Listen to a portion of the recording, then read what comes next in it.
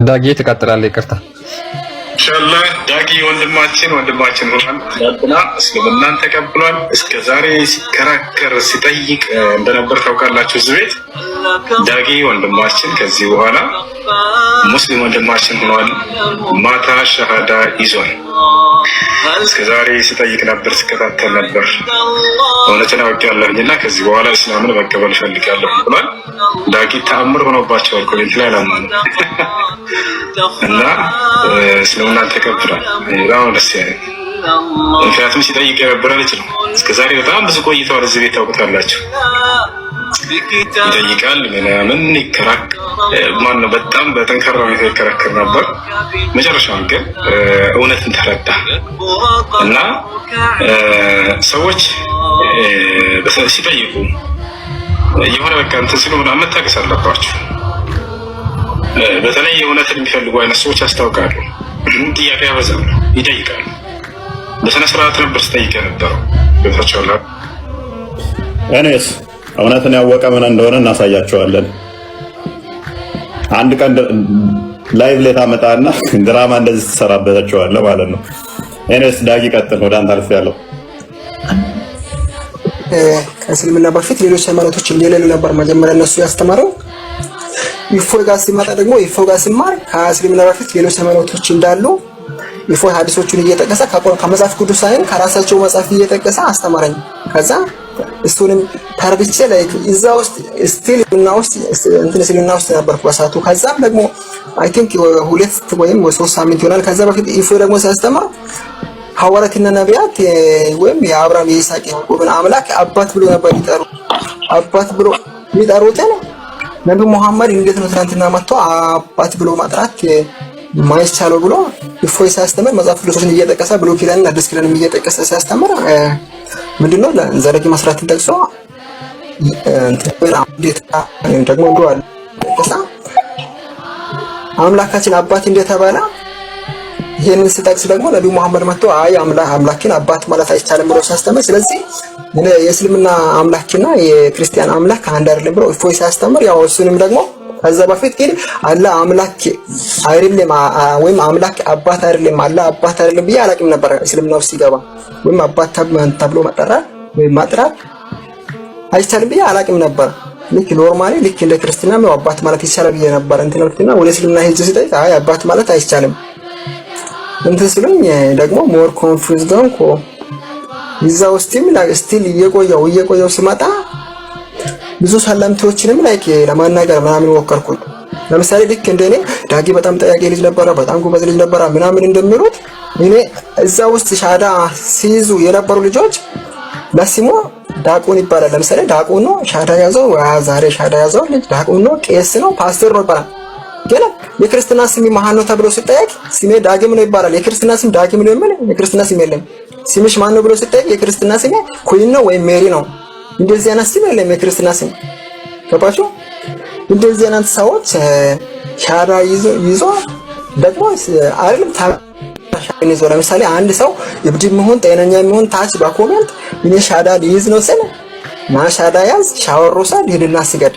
ዳስት ምንም አይነት እውቀት አያስፈልግም፣ ምንም አይነት መማር አያስፈልግም። ለምሳሌ ወደ ክርስትና ስትመጣ ትማራለህ፣ ትጠመቃለህ፣ ከዛ ወደ ክርስትና ትክክለኛ ክርስቲያን ትሆናለህ። እስልምና ውስጥ ስትሄድ ግን እብድ ይሁን ጤነኛ ይሁን ታች በኮሜንት ሻዳ ሊይዝ ነው ካለ በቃ እዚህ 10,000 ሰው ይኑር በኮሜንት ሻዳ ሊይዝ ነው ካለ ቶሎ ያስገባሉ። ከዛ ሻዳ ይዟል ምን ያደርጋሉ? በቃ ሄድና ሻወር ወሰድና ሲገድ ደግሞ ሻወር ወስደህ እየሰገድክ ደግሞ አንድ ሳምንት ካልሰገድክ ወይም አንድ ቀን ካልሰገድክ በቃ ካፍራል። ይሄ እኮ ላይ ህልም ነው የሚመስለኝ እኔ ገባ። እየሰገድክ አንድ ቀን ካልሰገድክ ካፍራሃል፣ በቃ ወደ ክርስትና ተመለሰ። እንዴት ነው? ቆይ ቢያንስ ስላልተመቸኝ ካልሰገድኩ ካፍራሃል ማለት ይሄ ራሱ ላይክ ህልም ነው ለኔ የሚመስለኝ። ገባችሁ? ልጆች ለምሳሌ ክርስትና እኔ ከልጅነት ጀምሬ በነገራችን ላይ ክርስቲያን ነበርኩ። ለምሳሌ እዚህ ሀገር ስመጣ ስደት ከቤት ሲወጣ የራሱ የቤተ ክርስቲያን አባቶች ጸልዩልኝ ምናምን ነበር የወጣሁትና እዚህ ወጥቼ ላይክ የሆነ ነገር ወይም ስለተመቸኝ ምናምን ኢየሱስ ክርስቶስ እንጂ እኔ በራሴ ላይ የደረሰው ነገር እውነት ለመናገር እኔ እዚህ ላይ ወይም ለማስመሰል ወይም ድራማ ለማስራት ሳይሆን እውነት በራሴ በኩል በጣም ነው ወደውት መጀመሪያ ኢየሱስ ክርስቶስ ረድቶኝ ደግሞ ተመልሼ መጥቼ ኢየሱስ ክርስቶስን መካድ ማለት በጣም የሚገርም ነውና ብዙ ልጆች ካኔ ተማሩ። ገባችሁ? ጥያቄ ለምሳሌ ክርስትና ላይ ምንም አይነት ድክመት ሊኖራችሁ ይችላል። ምንም አይነት በቃ ገባችሁ? ሃይማኖታችሁ ላይ በጣም ድክመት ሊኖራችሁ ይችላል። በራሳችሁ በኩል እናንተም እንደምታውቁት በራሳችሁ ላይ ምንም አይነት ድክመት ካለ ድክመቱን ለማሻሻል ደግሞ ሞር መጽሐፍ ቅዱስን ለማንበብ እንጂ አይ ክርስትና እስልምና ትክክል ነው ብላችሁ ወዲያውኑ ሻዳ ይዛችሁ ኢየሱስ ክርስቶስን ወደ መካድ እንዳትሄዱ ወንድሞቼ እህቶቼ። እውነት ለመናገር እኔ በራሴ በጣም ትልቅ ጥፋት ነው የሰራሁት። እኔ ብዙ ነገር ሰርቻለሁ። ለምሳሌ ቢያንስ ሶስም ነው ብዙ ነገር አይቻለሁ። በህይወት ትልቅ ጥፋት የሰራሁት ኢየሱስ ክርስቶስን የካድኩት ቀን ነው። ገባችሁ? ኢየሱስ ክርስቶስን ኪጄ ኢየሱስ ክርስቶስ አልሞተም አልተሰቀለም ተብሎ እዛ ቤት አይ ከ600 ዓመት በኋላ መጥቶ ኢየሱስ ክርስቶስ አይ አልሞተም አልተሰቀለም ማኑ በሱ ፋንታ ይሞተው ብሎ ሲጠየቅ የለውም ማስረጃ የላቸውም። በኢየሱስ ክርስቶስ ፋንታ ኢየሱስ ክርስቶስ ካልሞታና ካልተሰቀለ ለምን መጣ መጣጡ ሰረ ለምን አስፈለጋ ተብሎ ሲጠየቅ ማስረጃ የላቸውም። ገባችሁ? እኔ በህይወቴ ዘመን ብዙ ነገር ብዙ ጥፋት ሰርቻለሁ፣ ብዙ ኃጢአት ሰርቻለሁ። ትልቅ ጥፋት የሰራሁት ኢየሱስ ክርስቶስን ኪጄ በወጣሁት ቀን ነው። ገባችሁ? ማንም ሰው ምንም አይነት የእምነት ድክመት ይኖራችሁ ምንም አይነት ድክመት ይኖራችሁ ኢየሱስ ክርስቶስን ወደ መካድ እንዳትመጡ ፕሊዝ ወንድሞቼ እህቶቼ፣ ባላችሁበት እምነት ራሳችሁን ጠብቁ። ገባችሁ? ማንም ሰው የኔ ትክክል ነው የኔ ውሸት ነው እንደዚህ ብሎ ሰዎች ስለነገሯችሁ ብቻ ሮጣችሁ ወደዚህ እንዳትል። በጣም ይንከባከባችኋል። ገባችሁ? አማርኛ ሁለተኛ ቋንቋ ስለሆነ አይ ቲንክ አይ ሆፕ ዩ አንደርስታንድ እና በጣም ይንከባከባችኋል። ገባችሁ? ወደ እስልምና ስትሄዱ ሁሉም ሰው ይንከባከባችኋል፣ ፎሎ በጣም ያረጋችኋል ምናምን በቃ ሁሉም ሰው ያከብራችኋል። ገባችሁ? ለምን ወደዛ እንድትወዱ ያረጋችኋል። በቃ እስልምና እንድትወዱ ወደ እስልምና እንድትሄዱ ሁሉም ሰው ይወዳችኋል። በቃ ሁሉም ሰው ወደ እስልምና እንድትሄዱ ይገፋፋችኋል። ገባችሁ? ግን ወደ ክርስትና ስትመጡ ክርስትና ኢየሱስ ክርስቶስ እኔ እውነትን መንገድም ህይወትም ነኝ ስላለ ከወደዳችሁ ኢየሱስ ክርስቶስን ወዳችሁ ፈቅዳችሁ ስለምትመጡ ማንም ሰው ግድ አይሰጥም። ለምን አንተ የምትመጣው ኢየሱስ ክርስቶስን አይተህ እኔ እውነትን መንገድም ህይወትም ነኝ ያለው ኢየሱስ ክርስቶስን ወደና ፈቅዳ ስለምትመጣ ማንም ሰው ምንም አሁን ወደ ክርስትና እኔ ቢመጣ ቢሄድ ከክርስትና የሚቀንስ የሚጨምር ነገር የለም። ገባችሁ? ግን ትክክለኛ ህይወትም መንገድም እውነትም እኔ ነኝ ስላለ ኢየሱስ ክርስቶስን ፈልጋችሁ ስለምትመጡ ማንም ሰው ቼክ አያረጋችሁም። ስለዚህ ወደ እስልምና ስትሄዱ ብዙ ሰዎች ስለሚያከብራችሁና ብዙ ሰዎች ስለሚወዳቸው እስልምና እንድትወዱ ያደርጋል። ገባችሁ? ሞር እንድትወዱ። ስለዚህ ወንድሞቼ እህቶቼ እኔ ብዙም ያው ማውራት አልችልም እና ባላችሁበት እምነት ጸንታችሁ ብትቆሙ እውነት በጣም ሞር ይጠቅማችኋልና ካኔ ተማሩ። እኔ በራሴ በኩል በጣም ነውና የተጎዳሁትና በራሴ በኩል በጣም እኔ እንደማውቀው በጣም ነው የተጎዳሁት። ገባችሁ? ትናንትና ሀገር ቤት እያላችሁ የቤተ ክርስቲያን አባቶች ጸልዮላችሁ የሆነ ቦታ ደርሳችሁ የሆነ ነገር ከያዛችሁ በኋላ ኢየሱስ ክርስቶስን ወደ ማካድ ገባችሁ? እኔ ለምሳሌ አካውንት ሌላ ቲክቶክ አካውንት አለኝ። ማንም ሰው ፎሎ አደረገኝ አላደረገኝ ከዚህ ደግሞ ምንም የሚጠቀመው ነገር የለም፣ ምንም የሚቀንሰኝ የሚጨምረኝ ነገር የለም። ገባችሁ? ለፎሎ ብላችሁ ወይም የማይሆን ነገር ብላችሁ ኢየሱስ ክርስቶስን ወደ ማካድ የምትመጡት ልጆች ፕሊዝ ከኔ ተማሩ።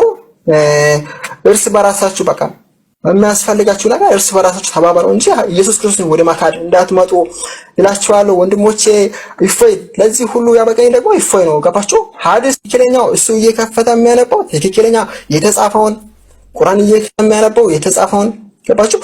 ሞር ወደ ክርስትና እንድመለስ ያደረገን እፎይና እፎይ ብቻ ነው። ገባችሁ? ብዙ ሰዎች እፎይ ይዋሻል፣ እፎይ እንደዚህ ያደርጋል፣ እፎይ ውሸት ሳይሆን ሐዲስ እዚህ ቁጥር ላይ ነው በዚህ ምዕራፍ ላይ ነው ብሎ ሐዲሱንና ቁጥሩን ጠቅሶ እሱ ሲያወራ ጽፌ ይዤ በጎግል ላይ ትራንስሌት ማድረግ እንግሊዝኛ የቻልኩትን አንብቤ ሳይክ በቃ ሁሉም ትክክል ናቸው እሱ የሚያወራውና እኔ ያነበብኩት። ስለዚህ እፎይ ላይ ምን ማለት ውሸት ነው? ላይክ እፎይ ብዙ ልጆች እንዲጣሉ ገባችሁ? ብዙ ሰዎች እፎይን እንዲጣሉ ምን ያደርጋሉ? እፎይ የሚያወራው ሁሉም ውሸት ነው ይላሉ። ከዛ እነሱ እፎይን ስለሚጣሉ ሁሉም ሰው እፎይን እንዲጣላ ያደርጋሉ። ገባችሁ? እንዲሁ ደግሞ በጣም ወዳቸው ልጆች አሉ፣ ክርስቲያን ልጆች ለምሳሌ እዚህ ገስት ላይ ያሉት እና ቃል እና አርዲ አንዳንድ ጊዜ ከተተለው እና ቆስጠንቲኖስ እንዲሁ ደግሞ እነ ዮሐድ በጣም በቋንቋም ደግሞ በሁሉም ነገር በቃ እውቀት ያላቸው በጣም ጎበዝ ልጆች አሉ። ገባችሁ? እነሱን ጋብታችሁ ተከታተሉ እንጂ ምንም አይነት የእምነት ድክመት ቢኖራችሁ ኢየሱስ ክርስቶስን ወደ ማካድ እንዳትመጡ። ወዳችኋለሁ፣ አከብራችኋለሁ። እፎይ እግዚአብሔር ይጠብቂ፣ እግዚአብሔር ሙሉ ጤና ይስጥ። አከብራለሁ ወንድሜ። ያ በጣም ጥሩ መልእክት ነው ያስተላለፈላችሁ። ጥሩ ነው ብዬ አስባለሁ።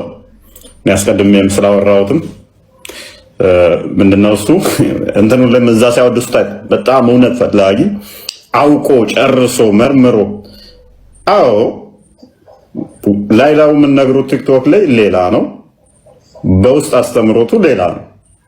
ትዋሹታላችሁ። እስልምና ውስጥ አንድ ሰው ጤናማ አይምሮ ካለው ሉክ አይምሮ ጤናማ ከሆነ እስልምና ውስጥ ተደናብሮ ወይንም ደግሞ ተጭበርብሮ ከገባ ማክሲመም 3 ወር 4 ወር ነው የሚቆየው። አንተ ስንት ወር ነው የቆየው? ሁለት ወር ከምናምን ሁለት ወር። ኦኬ ይሄ እስልምና ውስጥ የሚቆይበት እድሜ ዘመን ነው፣ ተጭበርብሮ ከገባ ማለት ነው። አይምሮ ጤናማ ከሆነ የሚያነብ ከሆነ ማለት ነው ከበዛ 6 ወር 3 ዓመት ባልሞላ ጊዜ ውስጥ ይወጣሉ። የገቡ ሰዎች 3 ዓመት ባልሞላ ጊዜ ውስጥ ይወጣሉ።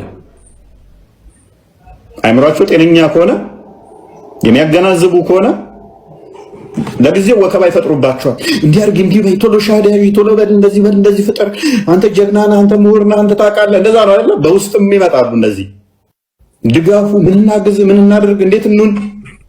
እውነት በዛ ላይ ደግሞ እኔ ሻዳ ያስኩት በውስጥ ነበር። እነሱ በቃ ላስታወቅ ልጆች ጋር ላስታወቅ ምናምን ብሎ ጋስት ላይ ወሰደኝ።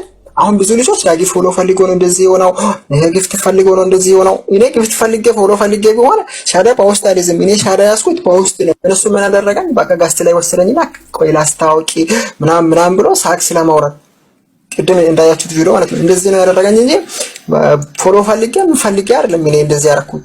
ስለዚህ ብዙ ልጆችም ለምሳሌ የሆነ ምንም አያውቁት ልጆች ገብተው እኔ ቄስ ነኝ ይላል ወይም እኔ ዲያቆን ነኝ ይላል። ግን ክርስትና ስም ማን ነው ተብሎ ሲታይ የክርስትና ስሙን አያውቅም።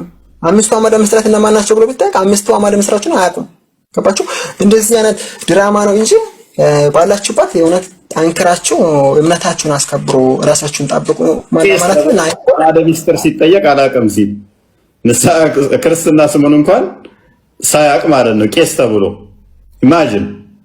ይሄ የሙስሊሞች ድራማ መቼም አይቆም፣ መቼም ማያልቅ ይቀጥላሉ ሁሌም። ነገር ግን ምንድነው እሱ አንድ መገንዘብ ያለብን ሰዎቹ ያሻሉ፣ እንደሚዋሹ በደንብ ማወቅ ነው። ይሄንን ከታወቀ ዘንድ ደግሞ ይሄንን ካወቅን ሁላችንም መጠንቀቅ ያስፈልጋል ማለት ነው። ሰው የምንገባበት ቤት፣ የምንቀመጥበት ቤት ምን አይነት ቤት ነው እየተቀመጥን ያለ ነው? ሆን ብለው ነው ልክ ክርስቲያን ሊጠይቅ ከገባ ወይንም ደግሞ ሊመልስ ከገባ ያዘጋጁት ሰው አለ፣ ድራማ እንዲሰራ የተዘጋጀ አለ። ከዛ በኋላ አንተም እዛ ጋር ያስቀምጡና እሱን ያኛውን ሻዳ ያስይዛሉ ማለት ነው። ለምንድን ነው ይሄንን የሚያደርጉት? ሰው እየሰለመ ነው ብለው እንዲያስብ ማለት ነው። እስራቸው ያለ ሰው እንዳይወጣ ማለት ነው። ዳጊ ላይ በጣም ትልቅ ፕሮፓጋንዳ ስለተሰራ ነው። እኔ እንደውም ይሄ ልጅት እንደዚህ በጣም ታዋቂ የሆነ በጣም ምሁር የሆነ ምናምን ብለው ሲስሉት እንዴት ነው እሱ ማላቀው ምናምን ብዬ ቪዲዮውን አይቼ ገርሞኝ ነበረ። በጣም ተገርሜ ነበረ።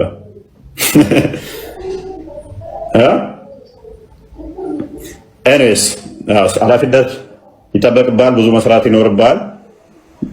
ወደዛ የሚሄደው ጤናማ ሰው እንዳልሆነ አንተም ታውቀዋለህ። ሜይ ቢ ያወርታቸዋል ብዬ አስባለሁኝ። ወደዛ የሄዱትን ወይም ገንዘብ ፍለጋ ነው ወይም በወንድ ምክንያት ነው ወይንም ደግሞ እዚህ ከሰው እውነት አሁን ብዙ ልጆች እዚህ ቪዲዮ ስንሰማ የራሱ እዚህ እኔ ከራሴ ሳይሆን እዚህ ቲክቶክ ላይ ራሱ የተፖስተው ቪዲዮ ስናይ ለሰላምቴዎች እርዳታ እየሰበሰበን ነው፣ ለሰላምቴዎች እንደዚህ እያደረገን ነው። ብዙ ሰላምቴዎች ግማሹ ቤተሰቡ ታማሚ ናቸው፣ ግማሹ አካለ ጎደሎ ነው፣ ግማሹ የሆነ ምክንያት አለው፣ ወይም ላይ ጓደኛ ወይ ፍቅረኛ ይዞ የሚሄዱት አሉ። ገባችሁ?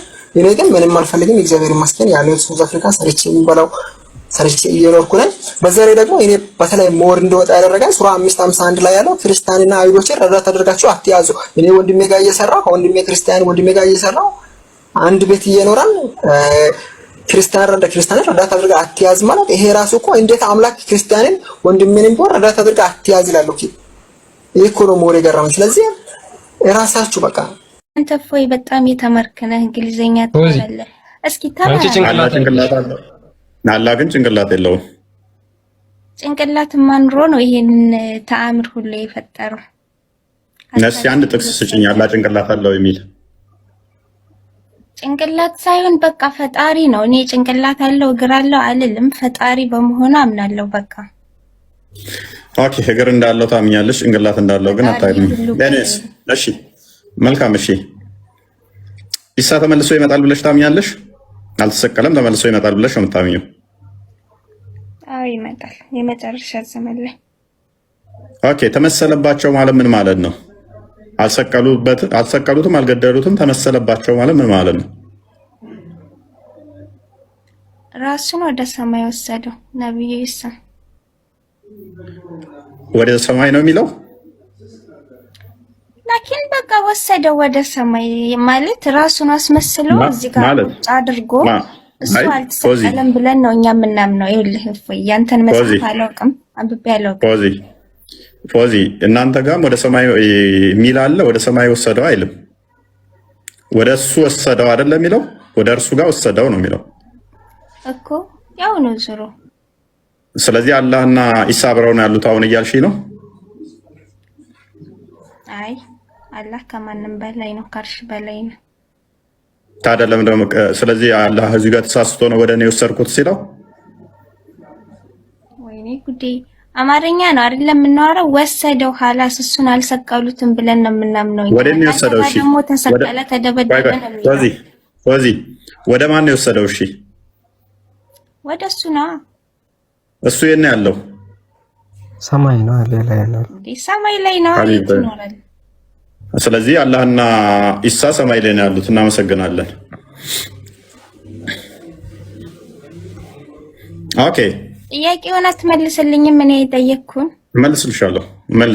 ፎዚ አሁን እኮ አንተ ቤት የመጣው ስለአንተ ልጠይቅ እንጂ ስለኔ ልጠይቀኝ አይደለም።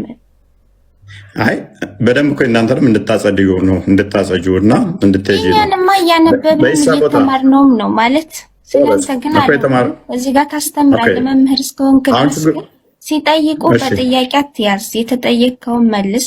ስለ እስልምና መማር ከፈለክ ደግሞ ሙስሊሞች ቤት መሄድ ነው። ቀጥይሽ የመጣ ነው ጠየቅንህ፣ ጥያቄያችንን በስርዓት መመለስ ነው ያለብን። ቀጥይ። ጨርሻለሁ። በደንብ እየታገሰች ነው ፎዚ። ጥያቄሽን ቀጥይ ተብለሻል። ጠይቄዋለሁ ቅድም። ምንድን ነው ጥያቄሽ? እግዚአብሔር ልጅን ወይንስ ራሱን የምታመልኩት? የእግዚአብሔር ልጅን ወይንስ ራሱን ማለት የእግዚአብሔር ልጅ ምናምን እያላችሁ አልነበር እንዴ ቅድም? ዝጋ እኮ ራሱን ወይንስ የእግዚአብሔር ልጅን ምንድን ነው እያልሽ ያለሽው? ለምሳሌ እግዚአብሔርን ወይንስ ልጁን የምታመልኩት? እግዚአብሔርን ወይንስ ልጁን የምታመልኩት? ልጁ ምንድን ነው ብለን ነው የምናምነው እኛ? አላውቅም። እግዚአብሔር ነው ብለን ነው የምናምነው። ልጁም አባቱም አንድ ነው ብላችሁ ነው የምታምኑት? እኔና አብ አንድ ነን ይላል። አዎ። ቆይ አብ ወልድ መንፈስ ብሎ አይጋጭም ወይ ነው የምልህ። እንደዚህ አይነት ማለት መልሳችሁ እግዚአብሔር ለብቻ ነው፣ አብ ለብቻ ነው፣ ወልድ ለብቻ ነው። ለምሳሌ አሁን እኔ ፎዚያ ነኝ፣ ፈቲያ የሚል ስም ይኖራል፣ ፋጥማ የሚል ስም ይኖራል። ፎዚያ ብለህ ፈቲያ ትላለህ፣ ፈቲያ ብለህ ደግሞ ፋጥማ ትላለህ። አሁን ይሄ አንድንን ማለት አይከብድም? ፎዚያም የብቻዬ ነኝ፣ ፋጥማም የብቻዋ ናት፣ ፈቲያም የብቻዋ ናት። ቆይ በመጀመሪያ ደረጃ ለፈጣሪ ምንም አይነት ምሳሌ አንመስልም። አንድ ሁለተኛ ደረጃ ምሳሌሽ ግን ምንታወይን ሁለትነትን አያመጣም፣ ሶስትነትንም አያመጣም፣ አራትነትንም አያመጣም። ፎዚያም በይው ቦንቱም ጫልቱም ብትባይ አንቺ አንድ አካል ነች። ስምሽ ብዙ ሊሆን ይችላል። ለምሳሌ አላህ 99 ስሞች አሉት። ስለዚህ ጋጭብሻል ማለት ነው። አላህ ብለሽ ትጠሪዋለሽ፣ አራህማን ትይዋለሽ፣ አልኑር ትይዋለሽ፣ እንደዚህ እያልሽ ትቀጥያለሽ። ስለዚህ 99 ቦታ ላይ ይጋጫል አላህ ማለት ነው። ስምሽ አንቺ 3 ስሞች ጠራሽና ይጋጭም ማለት ነው። አይ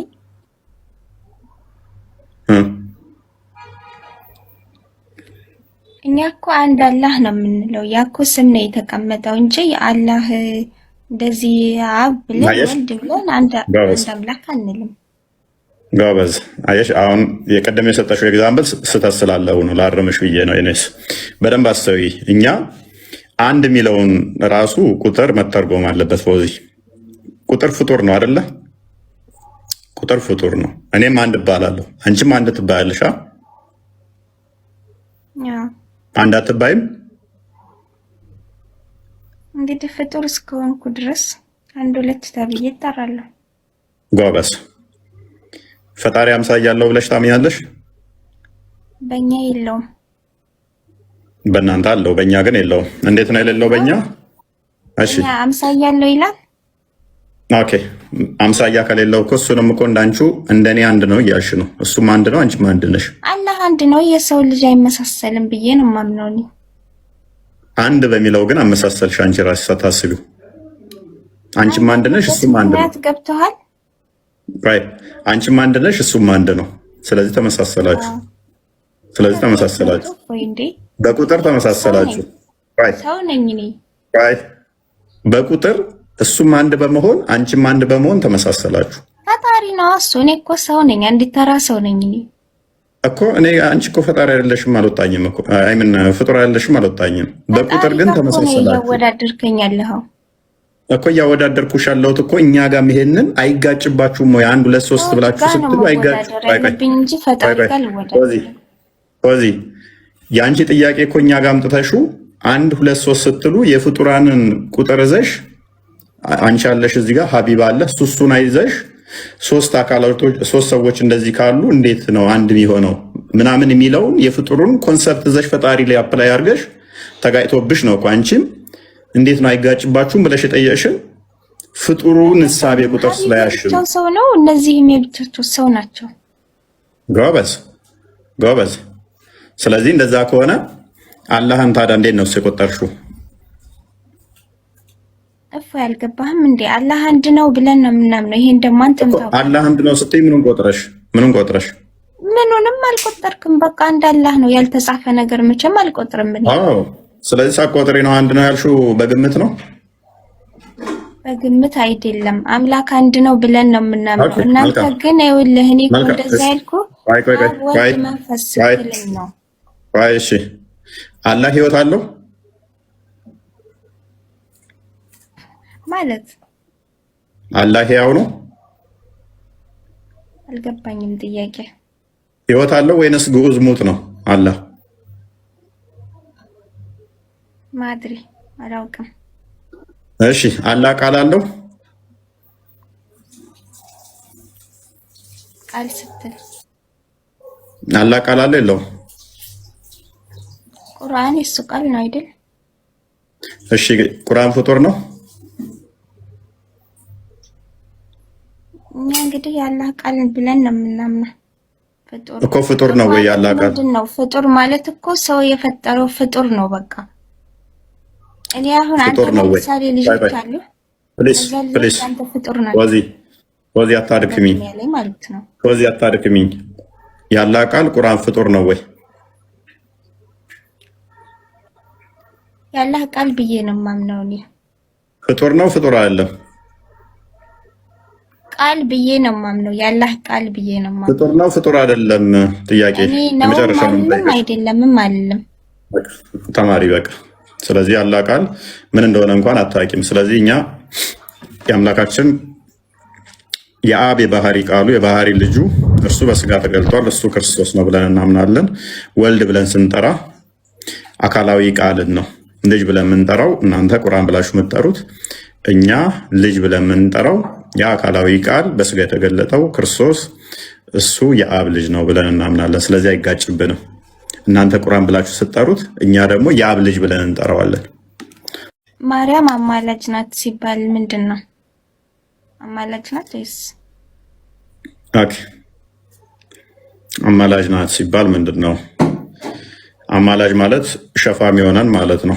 ምልጃ ማለት ደግሞ ማለት ነው። ይቅርታ ግን ማርያምን ታመልኳታላችሁ ወይስ አታመልኳትም? ማምለክ ማለት ምን ማለት ነው? ለምሳሌ እንደ እግዚአብሔር ማለት ነው። እንደ እግዚአብሔር ማለት በቃ ፈጣሪ ደከም በቃ ተኛ። አይገባቸውም እነዚህ። ኦኬ እሺ ማርያም አማላጅ ነች አይደለችም የሚለው ማርያም ትልቁ የማርያም ክብሯ እና የጌታችን እናት መሆኗ ነው እንጂ አማላጅ መሆኗ አይደለም። ትልቁ እሷ ጌታን በስጋ የወለደች ፈጣሪ አይደለችም ነው። ማን ፈጣሪ አለ ካደ? ማን አለሽ እህቴ? ምን ነው መች ወጣል ያላል ነው ማለት ቆይ እሱ አላህን የተሳሳተው እኛ እንደዛ ብለን አናምንም። ፈጣሪ ነች ብለን አናምንም። አላህ የተሳሳተውን እኛ አትድገሚው እንጂ እኛ ያላልነውን ኢሳን ይጠይቀዋል። ምን እኔንና እናቴን አላህን አምልኩ ብለሃል እንዴ ምናምን ብሎ ይጠይቀዋል። እኛ ኢሳን ከዛ ቀሳውስቶችን እና አላህን አድርገን አይደለም ስላሴ ብለን ስንል እንደዛ አይደለም ምናምነው። ስለዚህ ምልጃ ከሆነ ታማልዳለች፣ ያ ታማልዳለች። ዕብራውያን ምዕራፍ 12 ከቁጥር 1 ጀምሮ እንደ ደመና የከበቡን የሚራዱን እንዳሉ መጽሐፍ ቅዱስ ስለሚናገር ራእይ ምዕራፍ 5 ላይም ከቁጥር 9 እስከ 11 እንዲሁም ደግሞ በተለያየ ቦታ ላይ መጽሐፍ ቅዱስ ምልጃ ቅዱሳን ሊያማልዱ እንደሚችሉ ይናገራል። ራእይ ምዕራፍ 12 ላይ ይናገራል። ሰው ታማልዳለች፣ ያ ታማልዳለች። ለእግዚአብሔር ታመቆታላችሁ ወይ ነው? እኛ እሷ ፍጡር እንደሆነች ነው ምናምነው እንጂ ፈጣሪ ነች ብለን አናምንም። ምልጃ እናንተ ጋር አለ። ይህንን ታውቂያለሽ ብዬ አስባለሁ። ጥቁሩ ድንጋይ ያማልዳችኋል፣ ጾማችሁ ያማልዳችኋል፣ ሙሐመድ ያማልዳል፣ ነቢያቶች ያማልዳሉ፣ ቁርአን ያማልዳል። ኢቭን ብልቶቻችሁ እንኳን የሰውነቶቻችሁ ብልቶች ቆዳዎቻችሁ ተነስተው ይመጡና ያማልዷችኋል። ወጣች ብልቶቻቸው ያማልዷቸዋል የሚለው እንደ ምን ብሎ ነው ያማልደኝ? ከብዷት የሆነ ቁርአኑ ነው የሚለው። አክቹዋሊ ሁሉም ያማልድ። አዲስ ሰለምቴ ነው ምን? አዎ አዲስ ሰለምቴ ነው። አዎ ኦኬ። ከምን ነበረ እምነቱ? ቆይ ከፍ እናድርገው፣ አቀባበል እናድርግለት። ምን ነበር በፊት እምነቱ? ካቶሊክ። ካቶሊክ ምን ማለት ነው? ካቶሊክ ማለት ምን ማለት ነው? እሱ ሰው የሰጣ ስያሜ ነው ከመጽሐፍ ቅዱስ ውስጥ። ምን ማለት ነው? ካቶሊክ ማለት ምን ማለት ነው? ምንድን ነበር የሚባለው? እየጠየክ ነው? ምንድን ነው ካቶሊክ? አንተ ስታወራ እስኪ በፍቅር አውራ። በሃርድ ምን ማለት ነው ካቶሊክ ማለት? ከእንዳንተ አይነት ምን እንማራለን እኛ? ምን ማለት ነው? ተመካከሩ፣ ችግር የለውም። ምን ማለት ነው? ሚት አድርገህ ሰርች አድርገህ በቃ እስልምና ፖለቲካ ያው ወጣ፣ እያችሁ ወጣ ገና በአንድ ጥያቄ ማለት ነው። ለምን ካቶሊክ እንዳለ ታውቃላችሁ? ኦርቶዶክስ ቢል አጠና ቁጭ ብሎ ኦርቶዶክስ ቢል ይጠይቀኛል። ስለዚህ ካቶሊክ ብል ስላልተለመደ አይጠይቀኝም ብሎ አስቦ ነው አይደለም? ያ ፕሮቴስታንት ብል የተለመደ ነው። ካቶሊክ ኦርቶዶክስ ብል የተለመደ ነው። ካቶሊክ ብል ግን አይጠይቀኝም ማምለጥ እችላለሁ ብሎ ነው። ሁሌ ውርደት፣ ሁሌ ውሸት የእስልምና መገለጫ። አሁን ምንም ስድብ አልተሳደብኩም፣ አይታችኋል። ካቶሊክ ማለት ምን ማለት ነው ብዬ ስል ከኋላ ያለው ምን ነበር አለው ጠየቀው። ከዛ መልስ ሳይሰጠው ሲቀር ለምንድን ነው አንተ የምትሳደበው? ሁሌ ጥላቻ፣ ሁሌ ስድብ፣ ከአንተ ምን እንማር ብሎ ቶኑን ቀየረው። ምን ላይ ሳይሰጠው ሲቀር ጊዜ ከአንተ ምን እንማር ብሎ። አቤት ውርደት፣ አቤት ውርደት! እስልምና በልጆቿ ዘንድሮ እንደተዋረደች ትቀጥላታለች። እንደተዋረደች እድሜ ልኳን ሰለምቴ ብለህ ስምህን መጻፍ ትችላለህ። እንደተዋረዳችሁ ትቀጥሏታላችሁ። እኛ ቤት ተሳስታችሁ ከገባችሁ እድሜ ልካችሁን ትዋረዷታላችሁ። ውርደታችሁን እያጋለጥን እስልምና ፖለቲካ፣ እስልምና ውሸት ራቁቱን እናስቀረዋለን። እንደዚህ ወራዳ ኡስታዞቻችሁ ወራዳ፣ እናንተ ወራዳ። ሶሪ ይሄ መገለጫችሁ ስለሆነ ነው። ውሸት መገለጫችሁ ስለሆነ አዳዲስ ስም እየጻፋችሁ ሰለምቴ ማለት መለጠፍ ትችላላችሁ። መፍታችሁ ነው። የሚከብረው አምላካችሁ በውሸት ስለሆነ። ሳዳም ሰለምቴ ነሽ። ከፍ እናድርጋት እስቲ። ከፍ እናድርጋት። ምን ነበር በፊት እምነትሽ ሳድዬ? ሳዳ አስባ በቃ እኔም ሰለምቴ ነኝ አለች። በቃ እስልምና ምላሽ ሲያጡ መጨረሻ ላይ የሚያደርጓት ነገር ምንም በቃ ሲጨንቃቸው በቃ ሰልሜ ነው ብዬ ፖለቲካ ልስራ። ሳድዬ ከገባው ጀምሮ ይኸውልሽ ለ3 ሰዓት ተኩል አብረሽኝ ቆይተሻል። መጨረሻ ላይ ሲጨንቅሽ በቃ እኔም ሰለምቴ ነኝ አለች። ለነገሩ እውነቷን ነው፣ ሰለምቴ ነች። ምክንያቱም ከተወለደች በኋላ ነው ይሄንን አጋንንት የሆነ አስተምሮ የተቀበለችው። ቤተሰቦቿ እንድትቀበል አድርገዋታል። እናትሽ ነች ወይ ነሽ? አባትሽ ያው እናትና አባቷ ሙስሊሞች ስለሆኑ በእነሱ አማካኝነት ሰልማለች።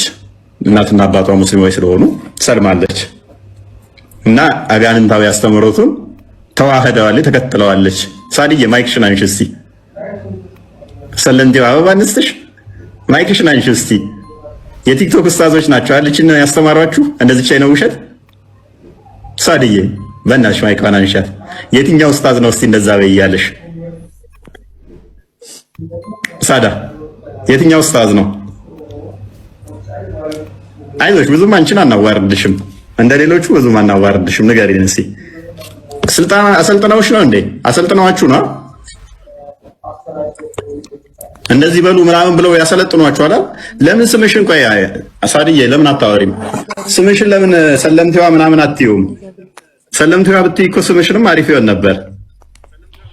ወይ ግዴታ ማለት አለብን? አሃ እንደዛ ብትይ በጣም ደስ ይላል። ለምን መሰለሽ? እንደዛ ብትይ ሞር በቃ ሙስሊሞቹን ማሳመን ትችሉ ነበር፣ ክርስቲያኖችንም እንደዛው። የስግደት ቀን ስግደቱ ራሱ ኦርቶዶክስ የምትሰግደው ፔኑ እንዲሰማ እንደዚህ አድርገን ነው የምንሰግደው። እንደዚህ ጥልና በዚህ ነው የምንሰግደው እና ይሄኛው ይላላጣል። ልጅ ስለሆንን ያው በቃ ከልብ ነው የምትሰግደው እና ይሄኛው ይላላጣል እና የክርስቶስን ፔን እንድታስበው ክርስቶስ ለኔ ብሎ እንደተሰቀለ እንድታስበው ፔኑን በተወሰነ መልኩ ነው የሚደረገው። እና ጅሬ ቤት እዛ 8 ወር ኮርስ በወሰድኩበት ጊዜ ደግሞ ስትንበረከክ ራሱ ትራስ አለ